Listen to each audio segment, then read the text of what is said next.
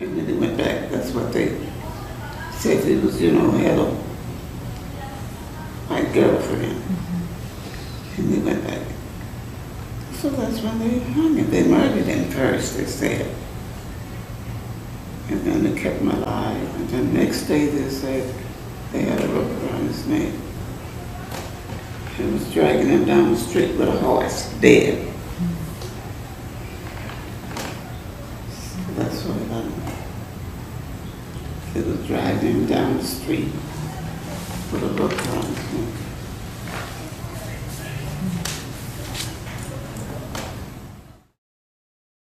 What do I believe are the major causes? I immediately call attention to the problem of the unequal distribution of resources. Or if you want to be fancy about it, you can talk about unequal access to the forms of capital that support achievement. He begins with things like health and nutrition. He has a category he calls human capital, and that is other people in your life who are better developed than you, from whom you can learn. He includes money. One of the most interesting ones is called polity capital, and it simply refers to sense of membership. If I'm a member of the group, my chances are much better than if I'm excluded from membership in the group. So that the forms and relevant capital and its unequal distribution is one of the factors.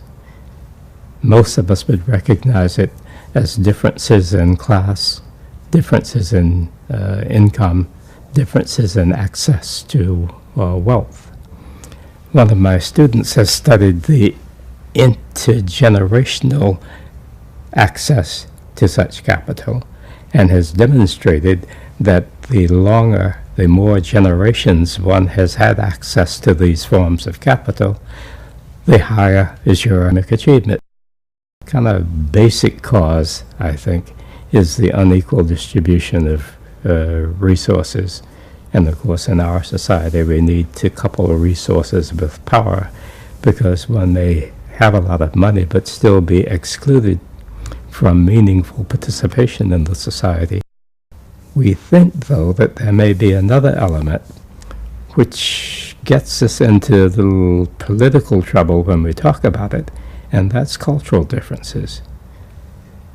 There's an Israeli psychologist by the name of Feuerstein, and he argues that some segments of the population are deprived of the cultural experiences that support development, and those persons so deprived are likely to be in the lower achievement group, and their achievement patterns are likely to be much lower than persons who come out of cultural backgrounds that are highly supportive.